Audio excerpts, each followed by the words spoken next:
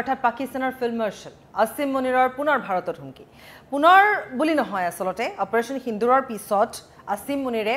এক প্ৰকাৰ কাৰোবাৰ বলত বলিয়ান হৈ এনে ধৰণে এটা ভাৰতক ভাবুকি প্ৰদান কৰিছে তিনটা কথা আগবঢ়াইছে আমি ইতিমধ্যে পৰে পৰা জনাই গৈছো যে পাৰমাণৱিক অস্ত্ৰক লৈ বা শক্তিক লৈ আসিম মুনিৰে কি কৈছে কিন্তু সমান্তৰালভাৱে আসিম মুনিৰে তিনিটা কথাৰ ওপৰত এই গুটেই কথাখিনি বা এই যি নৈশভোজৰ যিখন বৈঠক হৈছিল বা নৈশভোজত যিসকল লোক তাত 120 গৰাকীকৈ লোক তাত যেহেতু উপস্থিত আছিল গতিকে সেই 120 জন লোকৰ সন্মুখত তেওঁ কি কৈছিল এই যি নৈশ আহাৰ ফ্লৰিডাত অনুষ্ঠিত হৈছিল য'ত পাকিস্তানী মূলৰ আমেৰিকান নাগৰিকসকলৰ সৈতে যি নৈশভোজত তেওঁ উপস্থিত আছিল তাত তেওঁ কি কৈছিল তাৰ ভিতৰত মূল তিনিটা বিষয় আছিল মিছাইল আছিল ঠিক তেনে ধৰণে তেওঁ উল্লেখ কৰিছিল এফালে তেওঁ মিছাইল কৰিছিল বা এফালে মুকেশ আম্বানী লৈছিল আৰু মাৰ্সিডিজ এই তিনিটাই মূল তেওঁ বিষয় হিচাপে লৈছিল এটা এই তিনিটা মূল কথাৰে তেওঁ কিন্তু বহু কথাই বুজাবলৈ চেষ্টা কৰিছে যাৰ ভিতৰত আমি উত্তৰ পূৰ্বাঞ্চলৰ কথা কৈছো যেটো এক প্ৰকাৰ উত্তৰ পূৰ্বাঞ্চল আক্ৰমণৰ যি হুংকাৰ দিছে পাক সেনা প্ৰধান গৰাকী বা ফিল্ড মাৰ্শ্বেল গৰাকীয়ে সেই কথা ইতিমধ্যে আমি সবিস্তাৰে পোৱাৰ ভাগতে জনাইছো কিন্তু সেইটো প্ৰসংগ বেলেগ আৰু এই প্ৰসংগটো বেলেগ সিন্ধু জল চুক্তিক লৈ তেওঁ ইতিমধ্যে কৈছে যে এবাৰ যদি বান্ধ নিৰ্মাণ কৰি চাওক ভাৰতে যদি কৰে তেনেকুৱা তেতিয়ালে 10টা মিছাইলেৰে আমি শেষ কৰি পেলাম আৰু আমি যদি ডুবিম বা আমি যদি শেষ হ'বলৈ হয় আমাৰ যদি অন্ত হয় আমি আধা পৃথিৱী লৈ অন্ত হ'ম অৰ্থাৎ এক প্ৰকাৰ যেন তেওঁ ভাৰতক সমৰ্থন কৰা অন্য দেশসমূহকো ভাবুকি বা এটা হেঁচা বা এটা চাপত ৰাখিবলৈ বিচাৰিছে আসিম মুনিৰে মাৰ্সিডিজৰ সৈতে ভাৰতক তুলনা কৰিছে কেনেকৈ তেওঁ কৈছে যে অত্যাধুনিক হ'ব পাৰে মাৰ্সিডিজ ধুনীয়া হ'ব পাৰে মাৰ্সিডিজ দামী হ'ব পাৰে মাৰ্সিডিজ কিন্তু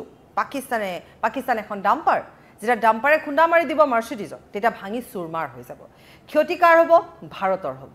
গতিকে ভাৰতক ইমান এক এনেকুৱা ধৰণৰ এটা দুৰ্বল হিচাপে আসলে প্ৰতিপন্ন কৰিলে এই নৈশভোজত ফ্লৰিডা যি নৈশভোজ হ'ল সেই নৈশভোজত 120 গৰাকী পাকিস্তানৰ মূলৰ নাগৰিকৰ সৈতে তেওঁৰ যি এই নৈশভোজৰ বৈঠক বা তেওঁলোকৰ যি আলোচনা বিলোচনা তাত তেওঁ ভাৰতক এনে ধৰণে হুংকাৰ দিলে উল্লেখযোগ্য যে এই নৈশভোজত কিন্তু কোনো ধৰণৰ মোবাইল ফোন নিয়াৰ ক্ষেত্ৰত তেওঁলোকে নিষেধাজ্ঞাও জাৰি কৰিছিল কিন্তু তাৰ পিছতে যেতিয়া তেওঁ নিজেও এক্স যোগে কিছুমান কথা ক'বলৈ আৰম্ভ কৰিলে তাৰ ভিতৰত তেওঁ বিশেষভাৱে তেওঁ বহুকেইটা কথা উল্লেখ কৰিছে তেওঁ মুকেশ আম্বানীৰ কথা উল্লেখ কৰিছে এয়া ইতিমধ্যে আমি টিভি প্লেটফৰ্ম যোগে আপোনালোকক জনাইছো দেখিছে যে কেনেধৰণে তেওঁ কি প্ৰসংগ উল্লেখ কৰি তেওঁ মুকেশ আম্বানীৰ কথা কৈছে আৰু বিশেষভাৱে এই কথাবোৰেদি বা মাৰ্সিডিজ হওক আম্বানী হওক এই কথাবোৰেদি যেন আসিম মুনিৰে ভাৰতৰ অৰ্থনৈতিক দিশটো সন্দৰ্ভত ক'বলৈ বিচাৰিছে যে ভাৰতৰ যি অৰ্থনীতি আজিৰ তাৰিখত ভাৰত যিমান শক্তিশালী তাত আমেৰিকাই যিমানেই হেঁচা নিদিয়ক লাগিলে 50% শুল্ক 25% শুল্ক 25% ৰাজহ যিমানে প্ৰেছাৰ যিমানে হেঁচা নিদিয়ক কিয় ভাৰতে নিজৰ স্থিতিত অটল হৈ আছে গতিকে ভাৰতৰ যি অৰ্থনীতি সেই অৰ্থনীতিক লৈ যেন হিংসা আহি পৰিছে পাকিস্তানৰ গতিকে সেইভাবে পাকিস্তানে সেই অৰ্থনীতিত আঘাত কৰিবৰ বাবে এয়া উদাহৰণ হিচাপে বাছি লৈছে নেকি যে মুকেশ আম্বানীৰ দৰে এগৰাকী ধনাঢ্য ব্যক্তিৰ এগৰাকী উদ্যোগপতিক তেওঁ টাৰ্গেট কৰি লৈছে ঠিক তেনেধৰণে মাৰ্সিডিজৰ সৈতে ভাৰতক তুলনা কৰিছে মিছাইলৰ প্ৰসংগ পাৰমাণৱিক অস্ত্ৰৰ প্ৰসংগ আমি থলুৱে বাকি আমি যদি এই মুহূৰ্তত আলোচনা নকৰোঁ কাৰণ সেই সন্দৰ্ভত ইতিমধ্যে আলোচনা আমাৰ বহুবাৰ হৈছে কিন্তু বিশেষভাৱে এই ক্ষেত্ৰত আসিম মুনিৰে বিষয় হিচাপে লৈছে বিশেষকৈ ভাৰতৰ অৰ্থনীতিৰ ওপৰত যেন চকু পৰিছে সিন্ধু জলচুক্তিৰ ওপৰতো কৈছে যে যদিহে ভাৰতে বান্ধ দিয়ে ইয়াৰ ফলত লোকচান কেৱল পাকিস্তানৰ নহয় লোকচান ভাৰতৰ লগতে আৰু আধা বিশ্বৰ হ'ব এনেধৰণৰ এটা হুংকাৰ দিছে পাকিস্তানৰ দৰে এখন দুৰ্বল দেশ যি অপাৰেশ্যন সিন্দুৰৰ সময়ত কেনেধৰণে গাঁতত লুকাই আছিল বুলি ক'লেও ভুল কোৱা নহ'ব সেই সময়ছোৱাত পাকিস্তানে হওক বা আসিম মুনিৰে হওক সেই সময়ছোৱাত কেনেধৰণে ভাৰতৰ ওচৰত নতশিৰে তেওঁলোকে যুদ্ধ বিৰতিৰ কথা কৈছিলে গতিকে সেইখন পাকিস্তানে আজি ফিল্ড মাৰ্শ্বেল আসিম মুনিৰ যি নিজকে আচলতে কাৰণ সদায় পাকিস্তানখন যেহেতু সেনাই চলাই আহিছে তাত কোনো চৰকাৰ বুলিবলৈ কথাই নাহে গতিকে যি নিজকে বহু ওপৰ পৰ্যায়লৈ লৈ গৈছে নিজকে ৰাষ্ট্ৰপতি বুলি ক'বলৈ যেন তেওঁ বিচাৰিবলৈ চেষ্টা কৰিবলৈ আৰম্ভ কৰিছে যিটো তেওঁ এটা সপোন গতিকে সেই পৰ্যায়লৈ লৈ গৈ কাৰণ আমি বিগত সময়ছোৱাটো দেখিছোঁ যিহেতু তেওঁ যেতিয়া বিদেশ ভ্ৰমণ কৰিছে বিভিন্ন কাৰ্যসূচীত এই অপাৰেশ্যন সিন্দুৰৰ পিছত ভাৰতৰ সৈতে শত্ৰুতা হোৱাৰ পিছত অকলেই তেওঁ গোটেই পৰিভ্ৰমণ কৰিছে তেওঁ আমেৰিকালৈ গৈছে দুবাৰকৈ তেওঁ এতিয়ালৈকে দুবাৰকৈ ভ্ৰমণ কৰিছে এবাৰ গৈ তেওঁ আমেৰিকাত শান্তিৰ নোবেল বঁটাৰ কথা ডোনাল্ড ট্ৰাম্পক কৈ আহিছে যুদ্ধবিৰতিৰ প্ৰসংগটো ডোনাল্ড ট্ৰাম্পে সেইবাবে বাৰে বাৰে কৈ থাকে গতিকে আসিম মুনিৰে শান্তিৰ নোবেল বঁটাৰ এটা যেন টুপ দি ডোনাল্ড ট্ৰাম্পৰ পৰা যেন সেই সঁহাৰি বা সেই আশ্বাস সেই এটা বিশ্বাস পাবলৈ যেন তেওঁ চেষ্টা কৰিছে আৰু যিবোৰ এতিয়া দেখিবলৈ পোৱা গৈছে যে ডোনাল্ড ট্ৰাম্পেও পাকিস্তানক হঠাতে পাকিস্তানৰ ফালেই যেন ফালৰি কাটিবলৈ আৰম্ভ কৰিছে ভাৰতৰ ওপৰত এটা হেঁচা দি ডোনাল্ড ট্ৰাম্পে লাহে লাহে যেন বন্ধুত্বসুলভ এক ভাৱধাৰা পাকিস্তানৰ প্ৰতি ৰাখিছে কাৰণ যেতিয়া যুদ্ধবিৰতি সময় আহিছিল তেতিয়াও কিন্তু ডোনাল্ড ট্ৰাম্পে কৈছিলে ভাৰত মোৰ যেনেধৰণে বন্ধু পাকিস্তানো মোৰ বন্ধু আৰু সেইবাবে মই নাই বিচৰা যে দুয়োগৰাকী বন্ধুৱে বা দুয়োখন বন্ধু ৰাষ্ট্ৰই যুদ্ধ কৰক ঠিক আছে সেয়া ডোনাল্ড ট্ৰাম্পৰ নিজৰ প্ৰসংগ নিজৰ চিন্তা ধাৰণা বা সেইখিনি সময়ত তেওঁ হয়তো উচিত বিচাৰ বুলি ভাবিব পাৰে বা নিজকে জহাব পাৰে যে তেওঁৰ বাবেই যুদ্ধবিৰতি হ'ল কিন্তু বাৰম্বাৰ ভাৰতে বা প্ৰধানমন্ত্ৰীয়ে বা ইতিমধ্যে দেখিবলৈ পোৱা গৈছে যে প্ৰতিৰক্ষা মন্ত্ৰীয়েও বাৰম্বাৰ এটা কথাই কৈছে যে ইয়াত ডোনাল্ড ট্ৰাম্পৰ কোনো মধ্যস্থতা নাছিলে কাৰণ পাকিস্তানৰ পৰা ফোন আহিছিলে গতিকে সেই পাকিস্তানৰ পৰা যেতিয়া বিচৰা হৈছিলে টিজিএমৰ ফালৰ পৰা তেতিয়া এই কথা মানি লোৱা হৈছিলে যুদ্ধবিৰতিৰ প্ৰসংগ 4 দিন অপাৰেশ্যন সিন্দুৰত কিমান ক্ষতি হ'ল সেই কথা ইতিমধ্যে সবিস্তাৰে কোৱা হৈছে যে পাকিস্তানত কোন কোন ঘাটিত আক্ৰমণ কৰা হ'ল কেনেধৰণে পাকিস্তানৰ ক্ষেপণাস্ত্ৰ আকাশ মাৰ্গতে শেষ কৰি দিয়া হ'ল সেই কথাখিনি আজি দুদিন পূৰ্বেও আমি যদি চাওঁ আজি দুদিন পূৰ্বেও সবিস্তাৰে জনাই থকা হৈছে য'ত নেকি ইয়াত বাৰম্বাৰ প্ৰশ্ন উত্থাপন হৈছে যে ভাৰতৰ ক্ষতি হৈছে আৰু সেয়া অন্য কোনেও কোৱা নাই সেই ভাৰতৰ ক্ষতি হৈছে ভাৰতৰ যুদ্ধযান তাত অৰ্থাৎ পাকিস্তানত ক্ষতিগ্ৰস্ত হৈছে পাকিস্তান সেনাই ক্ষতিগ্ৰস্ত কৰিছে এয়া অন্য নহয় এয়া খুদ ভাৰতৰে এই বিৰোধী দলে কোৱা কথা ভাৰতৰ বিৰোধী দলে বাৰম্বাৰ এই কথা কৈ আহিছে আমি যদি চাওঁ সাংসদ গৌৰৱ গগৈ সদনত চিঞৰি সেই কথাই কৈ আহিছে যে অপাৰেশ্যন সিন্দুৰৰ সময়ত ভাৰতৰ যুদ্ধযান তাত ক্ষতিগ্ৰস্ত হৈছে গতিকে এই কথাবোৰ তেতিয়াই দেখিবলৈ পোৱা গৈছিল পাকিস্তানৰ মিডিয়াত খুব বেছিকৈ প্ৰচাৰ হৈছিল গৌৰৱ গগৈৰ সেই ভাষণবোৰ যিবোৰ পাকিস্তানক উদ্দেশ্যি কৰা হৈছিলে যিবোৰ ভাৰতে কেনেকৈ পাকিস্তানৰ ওচৰত ভাৰতৰ কেনেকৈ যুদ্ধ বিমান তাত ক্ষতিগ্ৰস্ত হৈছিলে পৰি গৈছিলে এনেকুৱা ধৰণৰ কিছুমান কথা গৌৰৱ গগৈ উলিয়াইছিলে বা কৈছিলে নিজৰে মানুহে যেতিয়া এনেধৰণে প্ৰচাৰ আৰম্ভ কৰে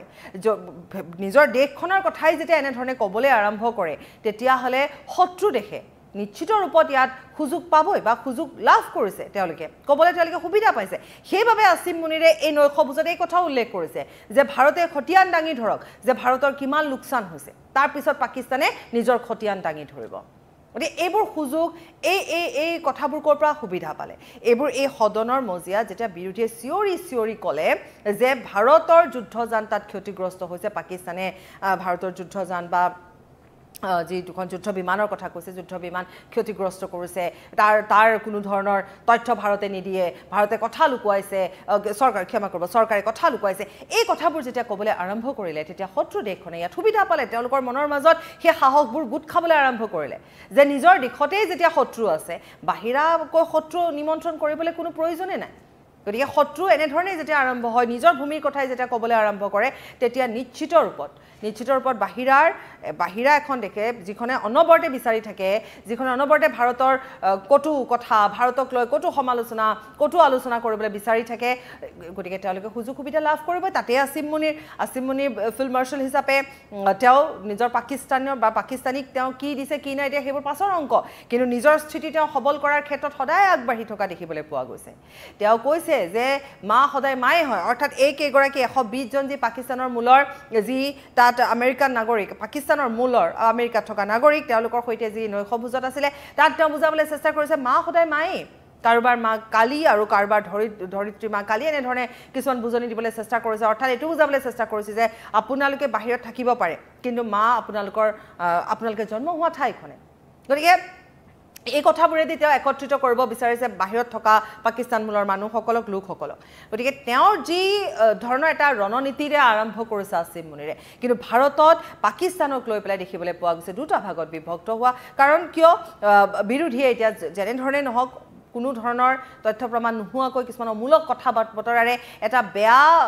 বিষ বাষ্প ধৰণে এটা বিয়পাবলৈ চেষ্টা কৰি থকা হৈছে আৰু যাৰ ফলত এতিয়া সুযোগ লাভ কৰিছে পাকিস্তানে আৰু সেইবাবে মূৰ তুলি এনে ধৰণৰ কথা ক'বলৈ আৰম্ভ কৰিছে তাৰ ওপৰত ভূতৰ ওপৰত দানৰ পৰা দি আমেৰিকা আছে ডোনাল্ড ট্ৰাম্প আছে য'ত পাৰ্য মানে এতিয়া পাকে প্ৰকাৰে পাকিস্তানক সমৰ্থন কৰা দেখিবলৈ পোৱা গৈছে গতিকে এই গোটেইবোৰৰ পৰা অন্তত আসিম মুনিৰ কৰবাত নহয় কৰবাত যেন শক্তিশালী হ'বলৈ তেওঁ নিজকে শক্তিশালী বুলি তেওঁ ভাবিবলৈ আৰম্ভ কৰিছে কিন্তু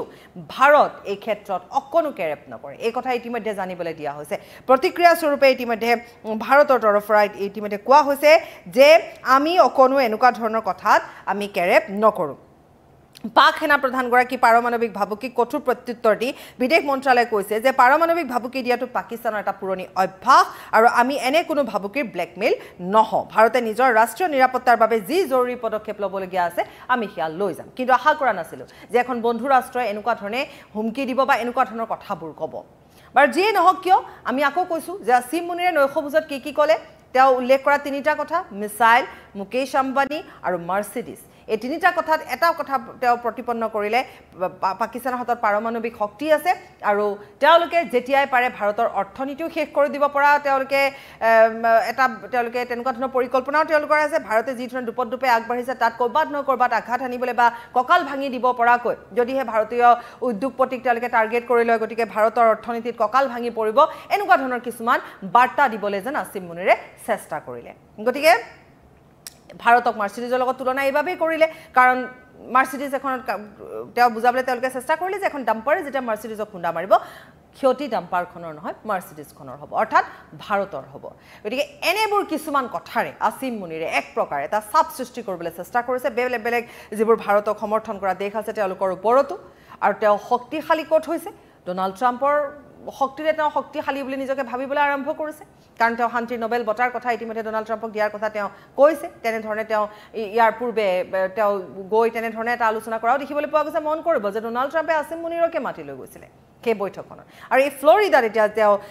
এইবাৰ ভ্ৰমণত তেওঁ যেতিয়া এই 120 গৰাকী নাগৰিকৰ সৈতে কথা পাতিলে তাত তেওঁ মিছাইল অৰ্থাৎ পাৰমাণৱিক শক্তি ভাৰতৰ অৰ্থনীতি অৰ্থাৎ মুকেশ আম্বানী আৰু মাৰ্চিডিজ ভাৰত এখন দুৰ্বল ৰাষ্ট্ৰ এই কথা তেওঁ প্ৰতিপন্ন কৰি তেওঁলোকৰ নিজৰ মানুহৰ মাজত এইখিনি কথা বুজাবলৈ চেষ্টা কৰিলে যিয়ে নহওক ইয়াৰ প্ৰত্যুত্তৰ হিচাপে ভাৰতে কিন্তু উচিত প্ৰত্যুত্তৰ দিছে